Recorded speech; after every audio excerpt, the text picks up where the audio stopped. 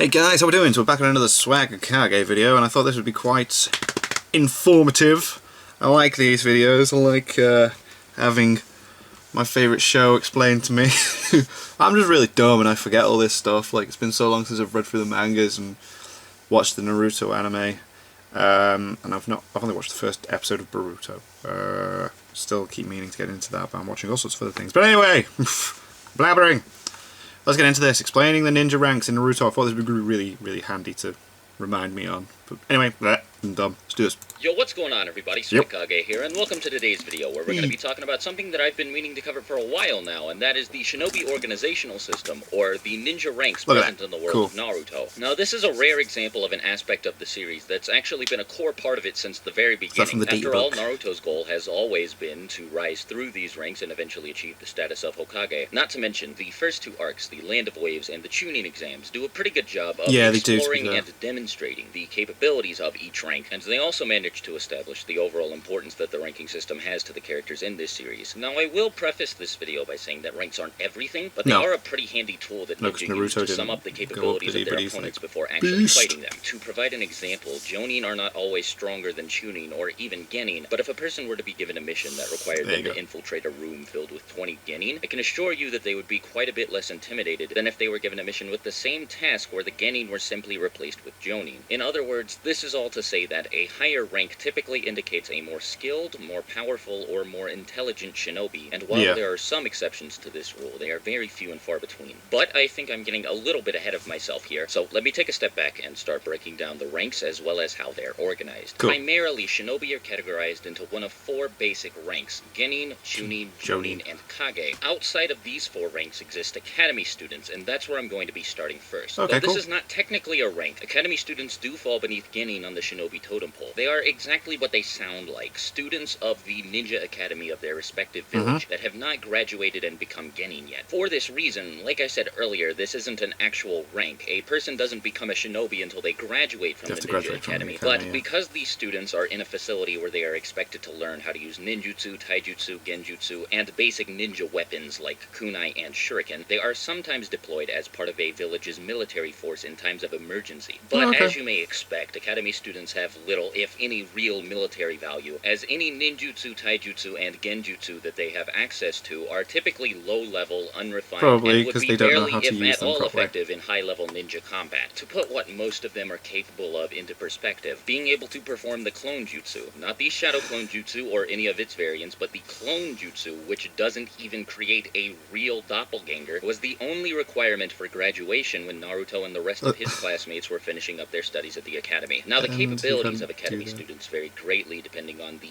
talent and work ethic of the person in question, but as I'm sure you can probably infer on your own, many of them aren't even the slightest bit threatening to the least capable of Genin. When a student graduates from the academy, they will be given their own ninja headband and assigned to a Jonin master along with two of their classmates, where they will be tested to see if they are ready to become Genin yet. Should they and their classmates pass this test, they will officially be given the rank and will start taking missions alongside their new Jonin master. Now, Genin don't carry out every mission given to them as a part of the team they were initially deployed to. As a matter of fact, they can sometimes work alongside entire teams of Genin under the supervision of another Jonin, under the supervision of even a Chunin, and so on and so forth, though this is all at the discretion of their superiors. Now, for the most part, Genin are simply junior ninja, and this rank isn't always an indication of talent. Most ninja who actually manage to become Genin grow out of this rank rather quickly by the time they hit adolescence, as a matter of fact, and it's usually just meant to be used as a label for rookie ninja who don't entirely know what they're doing yet. So more often than not, a Genin's capabilities are a result of their lack of battlefield experience and their young age. There are some very rare examples of adults who simply lacked the talent to become Chunin, and on the same token, there are some Genin with capabilities that exceed those of the Kage, but for the most part, Genin are children who just started their career as a ninja. Because of this, it goes without saying that most of them are much less effective as shinobi than Chunin or Jonin are, though again that shouldn't be much of a surprise, especially when considering Genin literally translates to low ninja in English. Oh right, Next okay. is the rank of There you Chunin, go. which literally translates to middle ninja, Oh, though right, the okay. Viz translation of the manga calls Chunin journeyman ninja. Anyhow, as I implied earlier, achieving the rank of Chunin is sort of a natural stepping stone in the life of most ninja, and can be done by passing the Chunin selection exams that are hosted twice every year. I will probably do a separate video taking a more in-depth look at the Chunin exams, but That'd for be now cool. I'm going to leave them alone. Anyhow, putting that aside, Chunin are clearly experienced and distinguished ninja, and by reaching this rank, a person proves that they have become a valuable asset to their village's military. Chunin are given far more freedom than Genin, but as a direct consequence of that, they are also given far more responsibility as well. They are expected to take their duties as a ninja much more seriously, and are given much more difficult missions than Genin are. While Chunin are obviously much more adept at combat and performing ninjutsu, genjutsu, or taijutsu than Genin are, what sets the two apart the most is the clear gap in maturity, leadership ability, and tactical skills present between these two groups. For example, Naruto was clearly capable of performing jutsu that far exceeded the capabilities of an average Genin, and maybe even an average Chunin, but he didn't have the mental fortitude that is required of most Chunin, and was thusly not given the rank after his showings in the Chunin exams. Then, coming up next, we have Jonin, which literally translates to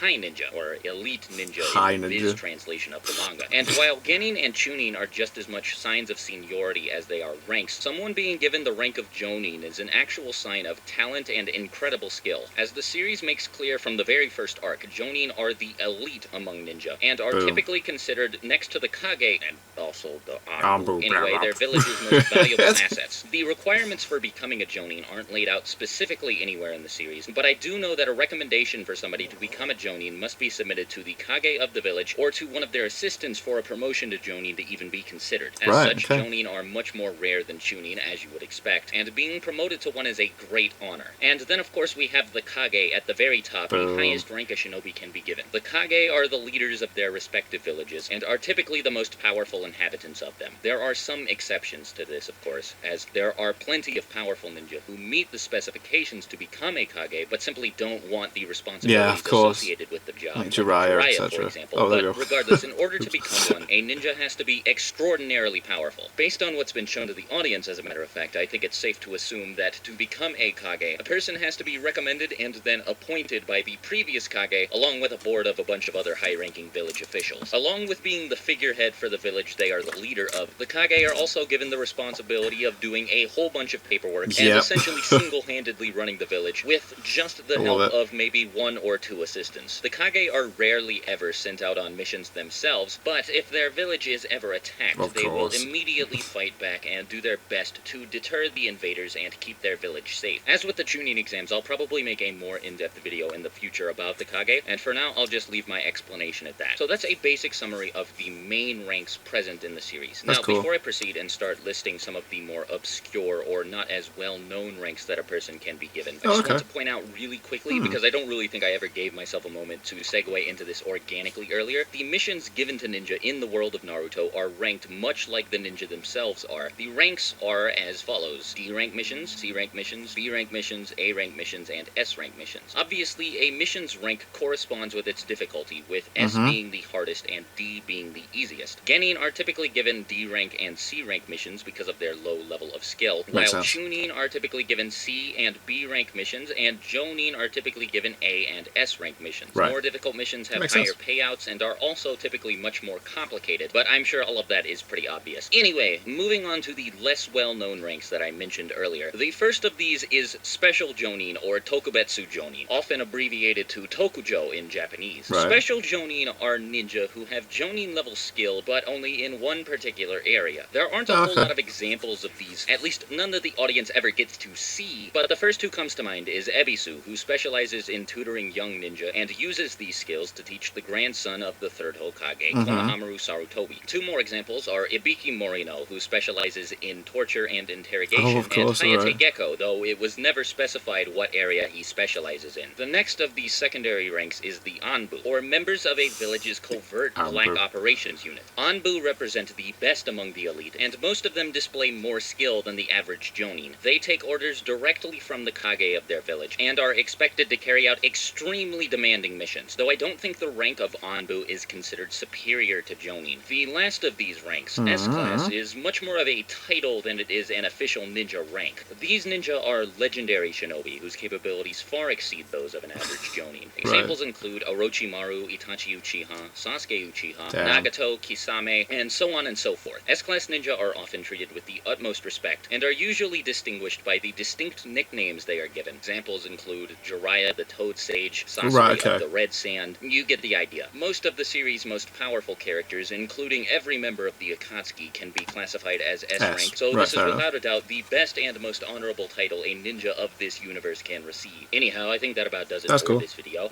Like I've mentioned a few times in this video, I will probably make individual videos going over some of the concepts mentioned here, but for the sake of not making this video a billion hours long, I thought it was best to just summarize everything that I was talking about. Yeah, that's cool. Anyhow, as always, let me know in the comments below if you have any ideas for future video topics you want me to cover. This is one that was requested just about endlessly, so no need to worry, I do pay attention to your comments. That's but cool. Yeah, until my next video, I'll talk to you later. Swagkage out. Bye. There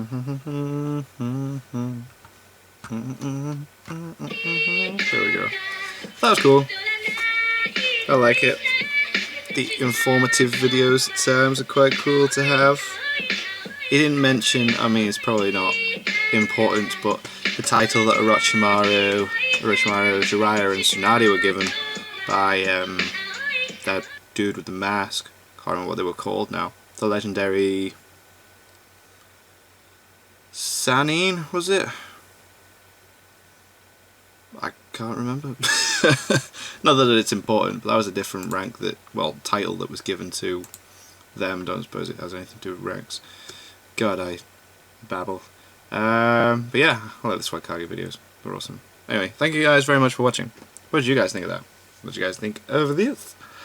Click like, subscribe if you haven't already, leave comments down below, let me know what I should watch and discuss in future videos, and I'll see you guys, yes, all of you guys, next time.